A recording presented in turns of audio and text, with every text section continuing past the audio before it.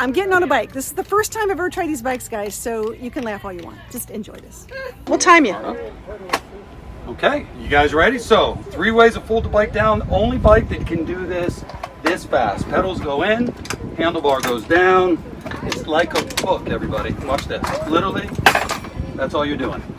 Magnetic lock system in the back. That way the wheels don't flop around on you, and we do something that nobody does. You don't have to pick the bike up. You can simply just coast it along, take it to your RV, because we incorporate a rollerblade wheel at the bottom.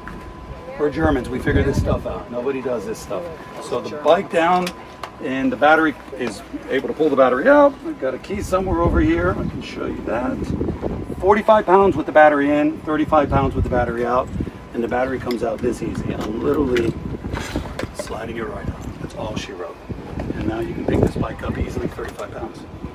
If you take the seat post out, Charlie, talk about size. If you take the seat post out, now it gets even Making smaller. argument. This is so much fun. Some of them.